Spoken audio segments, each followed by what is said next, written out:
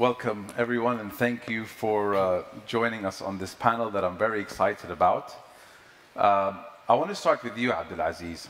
What did it feel like when you beat France 3-0 in the final? First of all, I'm so happy to be here with you guys, and to be honest, it's a dream for me to be at the highest level and to represent my country in the highest possible level, and to win the World Cup. It's something I only was dreaming about, but in Saudi Arabia the dreams are reality right now. Yeah, well, I'm sure it's something that you've been practicing from a young age. I mean, if I was playing FIFA at the age of 10 or 12, I'm sure you were even younger. But when you hear of the country investing $1 billion, I did my research, $1 billion in a company called ESL, which is a gaming company. Yes. $200 million spent in the industry.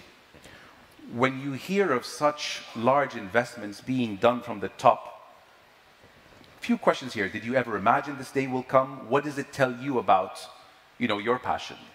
Yeah, of course. I mean, Saudi Arabia now is the leading in esports. We are having huge tournaments across the whole time of summer for every single game, starting from FIFA, from Fortnite, for any other big game. And Saudi Arabia now is investing a lot of money and also a lot of tournaments also. So by doing that, Saudi Arabia is proving that this measure is very important for all of us.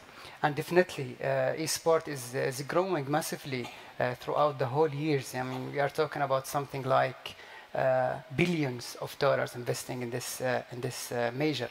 And definitely, I mean, Mohammed bin Salman, Sayyidi Wali al-Ahd, now is the owner of something called Savvy Gaming Group.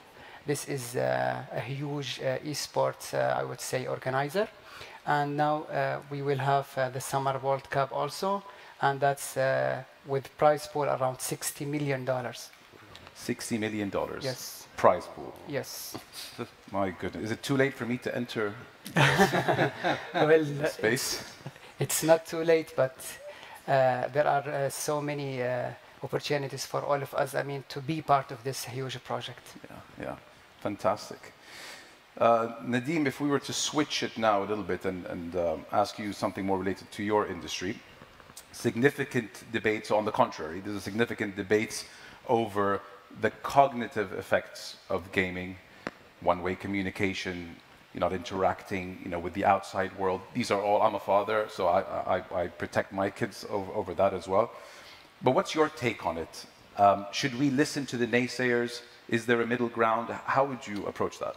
Yeah, it's a bit of a controversial one. It depends how you look at it, right? I mean, there's certainly a taboo when it comes to gaming in some markets. We were talking about this backstage earlier. And what I find is that, or what we're beginning to find, is that individuals live in separated moments and separated spaces, okay? When you have a separated moment, you are much more entrenched into a game, let's just say, right?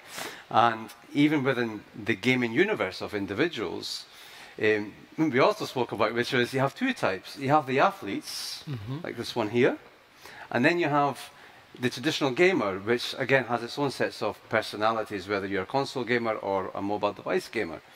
But their separated moment, or even a separated space, is where they want to be taken to another world or universe for that 30 minutes, or for sometimes, like my nephew, 6 hours, which is crazy in some respects. Sorry? Per day? On a Saturday. Okay. Right? Okay. But even that, even that as an uncle, for example, you're a bit taken back because you're thinking, this cannot be right. But studies have shown that it can actually help on the other side, right? Help boost your morale, your confidence, you develop different skills. But then on the athlete side, it's completely different, right? You're training and you're having to, do something completely different. So I think when it comes, I don't think there's enough that's been done in terms of a recognition around how it can definitely help elements of mental well-being, and definitely, like, we have this perception that gaming is just for kids, but it's not really for kids, right? No, not at all. Not at all, exactly, exactly. And I'm sure you play games too. I do now that I have kids, but there was a time where I had a break, and I just see how it is often something that my 6-year-old would favor over playing outside, and that kind of bothers me because I grew up in the 90s where outside was pretty much where we spent most of our time. That's true, and definitely, like, I grew up in the 80s where kicking a ball outside was amazing, right? And it was a bit like another language to think that actually nobody wants to play outside now. You know, it's all about the latest release of FIFA and, you know, how much time does one spend just to sort of see it from start to end, or Call of Duty, for example. But there is a benefit to it as well. You know, we're in a world now where, you know, we're developing different skill sets, whether it's through I'm not saying the introduction of AI has been around for a while, but through generative AI, or whether it's through esports now. And certainly in Saudi is definitely by far one of the nations that's champion around this new skill set and this new category of ecosystem that's been created with respect to gaming. But there's a few things that should be addressed. Yes. Dr. Justin, you're a psychologist at Aramco. So when you hear the term gaming disorder, how do you react to that term? I think there's a real miasma and a web of disagreement around the idea of gaming disorder, and with many other psychological disorders. But I think ultimately it comes down to when we consider anything as a psychological disorder, it comes down to 3 Ds. So again, I think we talked backstage about where do we draw the line. Because obviously the first thing is that this is hugely positive. It's a powerful, positive force for the economy, gaming. It's a powerful, positive force for the individuals. Congratulations, by the way. Thank you. That benefit from it. But 3-0. but on the other side of this, so you have this idea of 3 Ds. Deviation, so you touched on it. So how many hours of the day can we spend gaming? If you're a professional, you know, ultimately that's what you do, so you can game for as long as you want. But if you've got other duties and you spend 12 hours a day playing Call of Duty, it's a problem. So that's the first D. It deviates from what's normally accepted. And then the second D, and this is the more difficult one, is distress. So this will be something that I think few people could relate to. If the behavior causes distress, if it causes distress for you, like I'm gaming all the time and I don't want to be, that you actually, it's what we call ego dystonic behavior. You're actually distressed by the level of gaming that you engage in. But the other side to that is distress for other people. And this is more common with things like gaming. Are other people distressed? Are your parents, you know, is your boss in work? You know, if you spend your time in work gaming, it's going to cause problems, which leads us to the third D, which is dysfunction. So if the level of gaming is actually ikhtilal wazifi, if it's actually impacting what you're meant to be doing in terms of your occupation, your family duties, your responsibilities, then we're in the domain where, forget about titles like gaming disorder.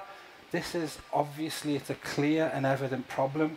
Your academic performance is suffering as a consequence. Maybe you've lost jobs, you've lost relationships. So this, one thing I would say is that this is a tiny minority. So the vast majority of people who play games not only aren't harmed by games, but they actually benefit from the activity. But we can't, when something gets as big as gaming, we can't ignore the tiny minority, because there's so many people that do this activity. A tiny minority becomes a big number of people that are having these problems. So these are the things that come to mind with gaming disorder. I think the word moderation comes to mind, right? Everything in moderation, and you know, maybe to some degree playing outside for too many hours. Actually, no, I don't think that's a good example. But gaming in moderation is probably the way forward. Barney, if we were to look at it from your lens, so you're on the manufacturing side of the industry, 20% of the gaming industry is under the age of 18. So that's a sizable chunk, so 1/5. What safeguards are set to ensure that age-appropriate games are being played by those who are of a particular age bracket?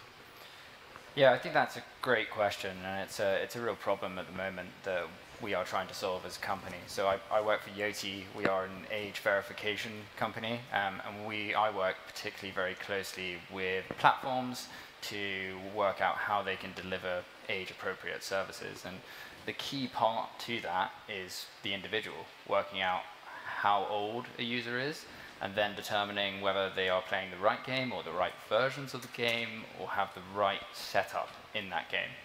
And at the moment, the way this is done, or the way this was traditionally done before we moved online, was that you would go down, you'd buy a physical game, and the person selling you that game would decide whether you're old enough according to the age rating. As we start to move online, that's now changed. There's no person there anymore. So now it's done through self-declaration. So I, as a if I'm a 14-year-old, I'll type in my date of birth, and then it will display the right game levels for me. Now, it doesn't take a genius to work out that actually if I put in that I'm over 18 or I'm 99 years, that you go through that without any problems at all. And that's where the real problem lies. And it's a real tough challenge for the industry to solve, because particularly for people who don't have ID documents or anything like that, it can be really hard to prove your age. And that's really where YOTI works. We've developed an age estimation algorithm, which is designed for people to prove their age without an ID document. So they take a facial scan of their face. We will process that, estimate how old a user is, and then delete that image and send the result back. And that means you're going to very quickly work out if someone is in the right bracket or the wrong bracket. And then from that, and this is the important thing, is that you can then do new safety mechanisms which come off the basis of that. So if they are a younger individual, maybe you won't turn on voice chat, or you won't turn on geolocation or different advertising, or allow loot box mechanisms. You can design a more age-appropriate game for that user, which I think is the key part of it. And being able to offer that in a way which is easy to use and seamless for the end user is the most important thing, because the games developers, at the end of the day, they want as many people to play the games as possible, and if you put lots of barriers in the way of users signing up, that's going to be a really big problem, and it's not going to be taken up. So I effectively work very closely with games developers to make that as streamlined a process as possible, but keeping that level of safety in games, which is really important. So Barney, when I was younger, I used to pay for a game once and then enjoy it for a lifetime. And then my 6-year-old recently introduced me to something that the industry has coined as microtransactions. Yeah. So you pay for the game, and then you're paying throughout the journey of that game, which I thought was very slick from the manufacturers. Where do we draw the line on how much parents can be billed, or how many times one can be billed for a particular game? Like, is this a strategy, or is this here to stay, or is it just a fad? Look, I mean, I didn't develop games myself, but what I've seen in the industry is that this, when used correctly, this can be a viable and important revenue stream for games, particularly ones which are free to play. And I think there are definitely times when consenting adults who are able to use the service and want to play the game a bit more and want to wait, don't want to wait another hour before they can have another opportunity. There's nothing wrong with someone paying a little bit just to get into that. And I think the challenge comes with when the people who are vulnerable, it's like Justin was saying, it's the vulnerable people in society that we need to protect and set measures in so that actually if you've spent £2,000 this month on microtransactions on a game, maybe you want to consider that.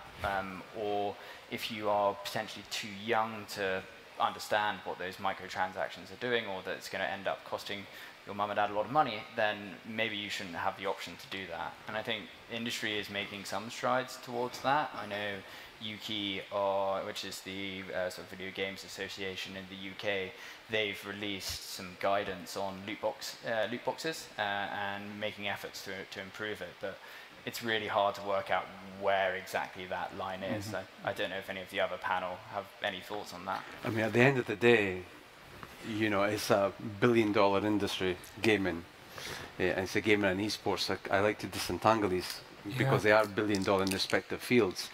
Esports is much more tangible, and I think when you think of, just to say, traditional gaming, it's much more virtual, right? I guess an open question, though, it does come to a point, though, if you are buying coins throughout a game, for example, there must be an element of addiction that then happens. That for the child or the gamer itself, you're almost in a bit of a Las Vegas world almost, right? Because you want to keep paying and keep playing. So it's a case of where do you draw that line? But if I talk from an advertising world perspective, you know, the purpose of advertising is to help brands to sell products. Of course. And in the gaming world specifically, one of the biggest criteria for apps and games is how do I increase my active user base? So you're always going to send people back over and over again, and then that also will then have a chain reaction in buying more, spending more, being more engaged. How do you detach them? Do they come somewhat a bit distressed? So there is this sort of ethics side of things as well that we have to sort of account for, because absolutely, but then you can look at the other side, that it does also help someone's potential well-being, and you know, you look at the positive side of things. But there is just this finite line then, because for the gamer, if majority of gamers are youth, then where does the parent get involved to say stop, for example, right? You sometimes have to rely on technology to say stop. But where do we draw that line? Yeah, I was going to just jump in because I think there's a huge issue here. If you look at some other areas, in total agreement, there is this, if you like, there's a tension between how much is your responsibility, how much, if it's children, how much is it their responsibility. But I recently hired a car, so I went back to the UK and I hired a car, and I'm driving along the motorway, and the car's sensing how long I've been driving. It's possibly picking up some of the kind of details from me, some bio data. And the car then says to me, I think you're tired. You need to take a break. You know, I thought, I felt cared for. I thought, thank you, car. I thank you, but no thank you. I don't need to take a break. But I think just building so what we do, I think that the history of this so far has been that we, obviously because of the business models, psychologists are part of this. We understand human vulnerability, and we exploit it. We exploit human vulnerability to keep people coming back, to make them stay longer, to make them fear that they're going to lose out on something if they don't click that next thing. So these strategies are really basic, and they're kind of easy to implement. But I think the challenge going forward is to take our knowledge of human vulnerability and engineer into these games or into these different platforms things that protect us from us. And I think that's where we come to that ethical point. We want to carry on with this. We want to carry on with this in a way that is healthy, and people can then choose. People could say, you know, like the car that said to me, you know, you're tired. The game could say to me, you've been on here for 6 hours. Maybe you'd like to go to the bathroom. You know, and I might say, no, I'm good, and carry on. But just those little mechanisms, a little bit of feedback, you know, just this idea of caring. And I think if the gaming industry doesn't do that for itself, and some do, there's plenty of good examples of good practice. If the gaming industry doesn't do that for itself, that's why we have legislation. You know, part of the great thing about Sync and the Global Digital Wellbeing Summit is that it is global, because these are global platforms. You know, so if nations come together and say, actually no, games should not serve algorithm-derived advertising to anyone under the age of 18. if you do that, you're not allowed to offer your game in our country. So regulation, I think, at that level also has a real role to play. Yeah. In addition to that, in esports, for example, we have that many people spend a lot of money in order to get better cards. So to open packs to get better players and cards. The thing here is that when you put $1,000, $2,000, $3,000 to get those players, sometimes you cannot get them because it's also about luck. You are opening a pack. The thing here, I mean, this is something, sadly, it is against like the competitive scene, and that's why we try to help and to try to remove this from the game itself, but it's impossible to do that. So what we try to do is that we try to give each player the same items, and the better one can move on and be the best at what he can do. Yeah. But yeah, that's the thing is, this something is like a huge thing, and we need to fix this probably for the next few years. And while we're on this topic, I know we spoke about, you know, you winning the World Cup, but that's summit day for you. That's when you made it. And in all honesty, on the way to the summit, were there any days where you felt burned out, or where you felt that maybe you were playing excessively, that maybe your mental well-being took a hit? Oh yes, of course. I mean, for me personally, even when I practice for any tournament, I cannot play more than 2 or 3 hours maximum. After that, it's a waste of time. It's a waste of energy. Do you have an esports psychologist? To be honest, I'm good at angles. I have to go to a psychiatrist, you know, sometimes, because those kind of people help us before any tournament, you know, for me personally. All the top athletes, they have like sports psychologists. So I'm just thinking if the esports are athletes, so they have, you know, to get your head in the game, to help you deal with defeat. Yes, that kind of thing. Yeah, at the end of the day, it's a mental game. So you have to be mentally strong. And these kind of people help you to be at the best possible mental shape, as I say. Yeah. So you do talk to professionals in the field? Yes, before tournaments, yes. And I sit, I talk, I express my feelings, you know, because, you know, you have to be mentally ready. Otherwise, if you are not confident about yourself, if you are not like mentally ready, you will have hard times. Yeah. Wow. Okay. Nadeem, we'll switch gears. Recently, we've seen an increase in the recognition of benefits of gaming, so benefits on the positive now, whether it's social interaction, community building, of online multiplayer affairs, mood boosting, creativity fueling effects. As the gaming world continues to expand, and it certainly is, how do we prioritize or put at the forefront these positive effects? Yeah, I think it's definitely a taboo in gaming, right? I think regardless of the market, most markets, I think, especially, and you know, there is this taboo that too much gaming is not good for you, and I don't think so. I think more gaming for you is great for you, especially in the world that we live in, which is, you know, it's quite intense, specifically in my field. You know, no day, every day is a new day. And every day I don't know what I'm going to expect, right? And you know, you work long hours, and sometimes you just need this space where you can just relax. Exactly, right? And Netflix is not my go-to to relax. I would love to be able to pick up a console and just play, but when you're surrounded by other responsibilities like children, it's a bit difficult. Yeah.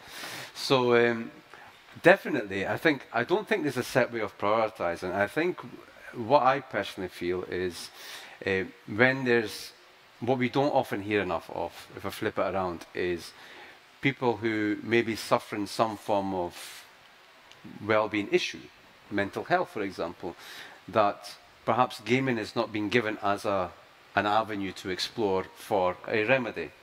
Often we hear of the medicinal way sometimes, or we hear of other organizations. And I see you now just like smirking there. But I think it can be considered as a remedy because you're right, it's mood boosting. You can build communities on there. You can almost, I mean, we talk about avatars these days. I mean, I'm sure people in this room have got an avatar, right? Where you are expressing yourself to be someone else that you're not. So why not be able to take that as an ammunition for yourself to say, I'm going to go in another space. It's going to help my mental well-being. I'm going to be able to create a new community, be whoever I want to be. It's not quite the metaverse, right? But it is another space. And confidently be able to talk about or be how you want to be.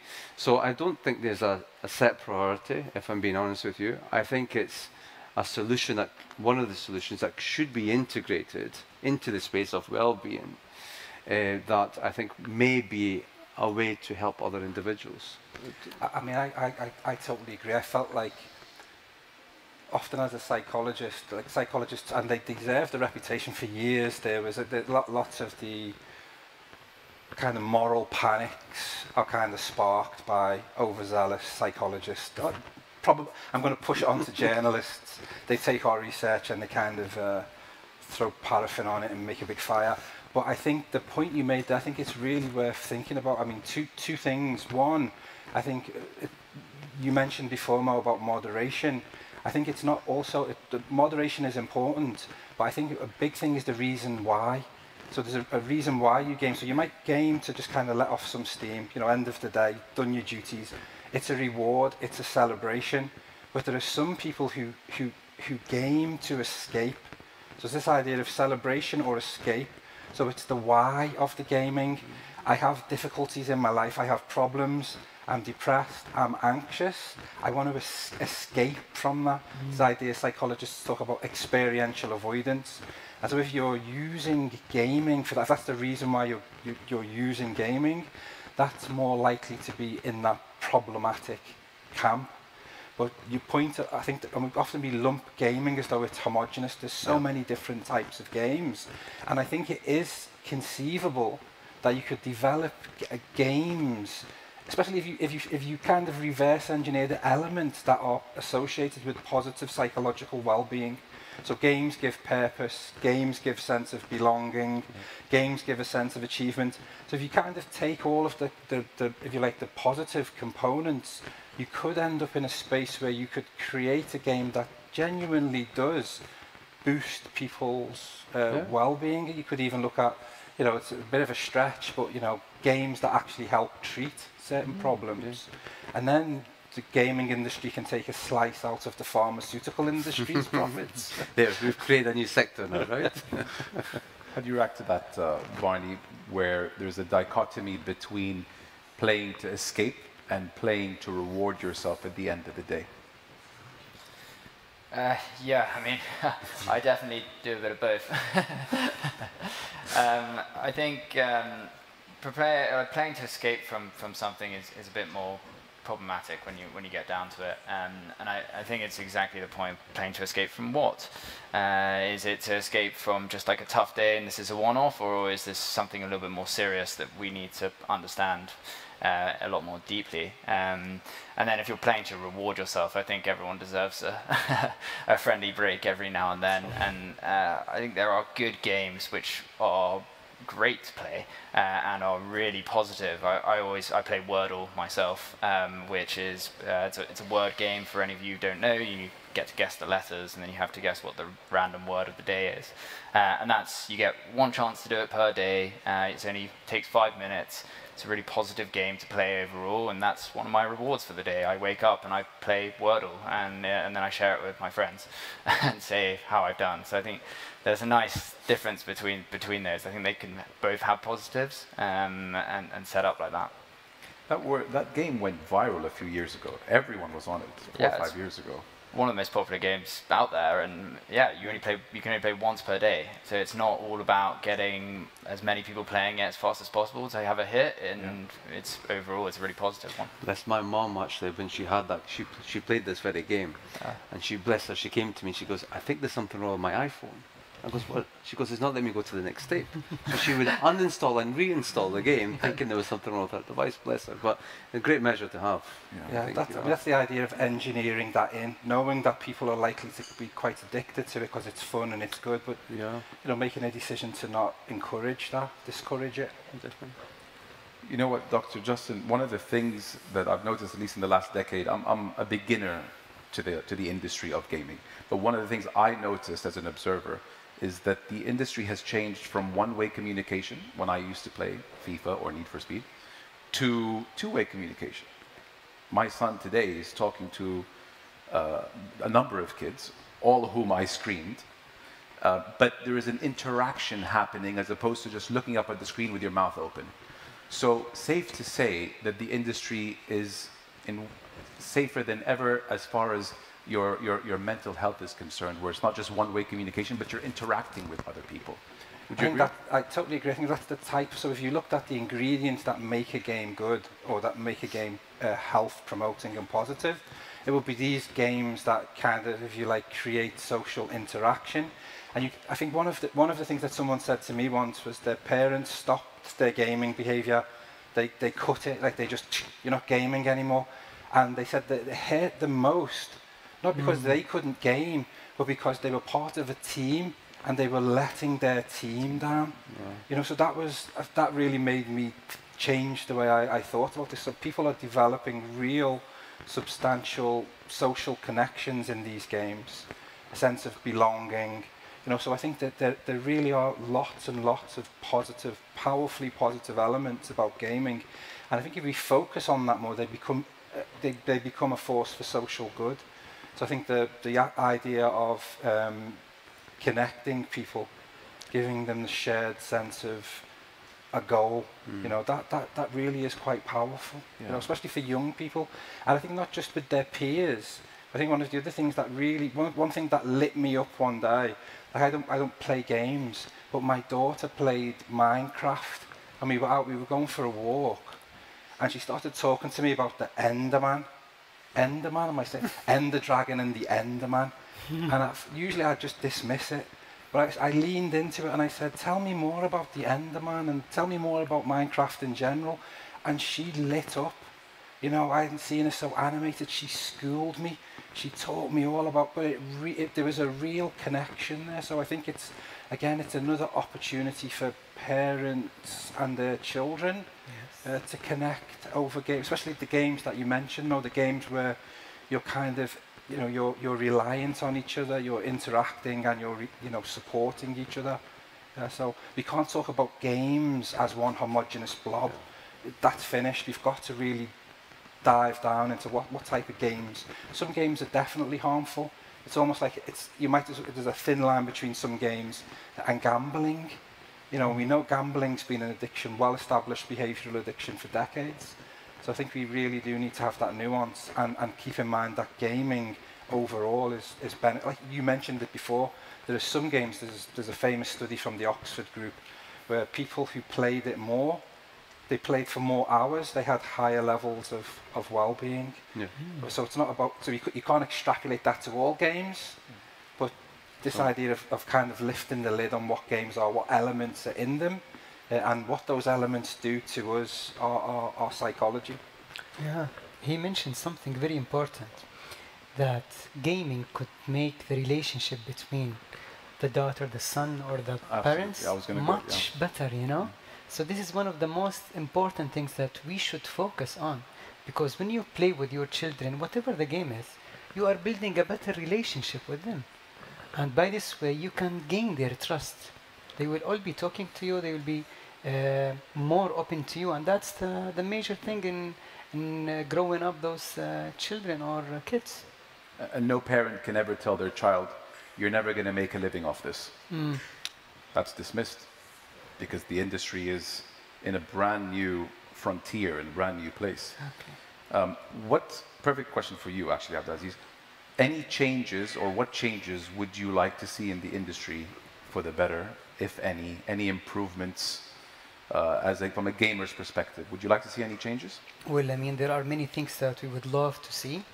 One of the most important things is the academies. I think we need to have more academies of gaming or esports specifically, because academies make the players much better. More tournaments as an athlete. We need more tournaments. Once we have more tournaments, we can improve. And that's, to be honest, what we already have this summer.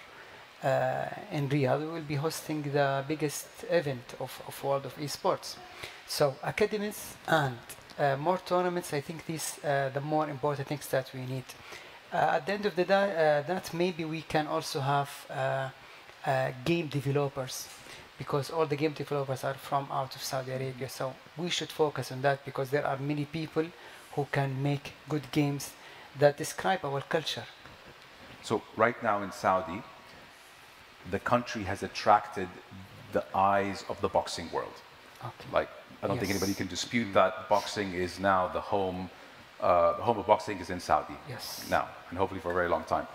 Have we made similar waves in the gaming industry as far as the global interest is concerned? Yes. Now Saudi Arabia is the leading esports organizer. You know, we are leading the world through esports now. We are hosting the biggest events. We have the best games, and also we have the best competitors.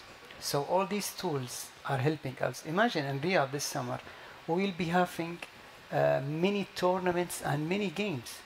And this is something huge. This is something has never happened any other place. So this is why I believe we are already in the leading.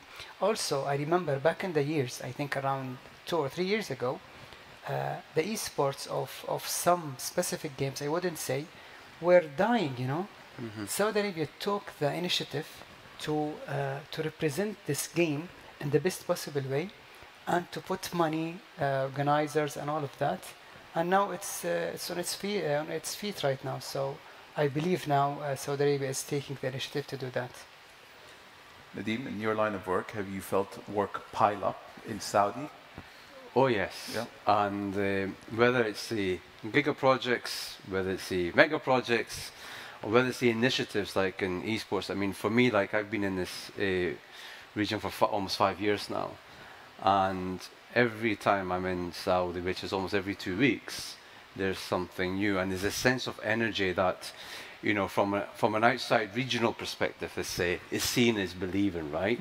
You have to come here to see it, and in my respective field, yes, work is piling up because we're getting closer and closer to a lot of these initiatives becoming a reality that the outside world needs to see. People around in this region needs to see, needs to visit. You know, I look at Daria as one example, which is a great example. You've seen is believing, you can touch it, you can see it.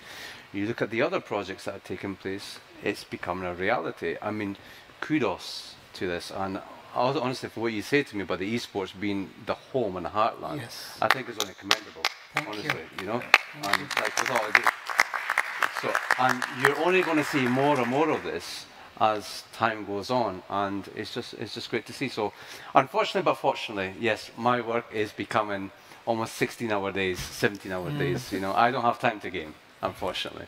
It's time to hire a couple more assistants. I think so. We're going to open a question or two. We have maybe enough time for 1 or 2 questions, but before they pass around the mics, Barney, in your line of work, have you felt the ripples of Saudi reach you as a global hub for esports? I have definitely heard a lot more about Saudi Arabia in the last couple of years. I'm really impressed with what's going on here. It's really leading, and whenever I go to any conference, it comes up. I don't work too much in esports myself, but there's definitely a buzz and vibe in the industry as a whole that Saudi Arabia is a place where things are happening, and I think that's the best compliment you can get from a country at the moment. Yeah. If you're open and willing to move forward at pace, then everyone's going to want to have more of it.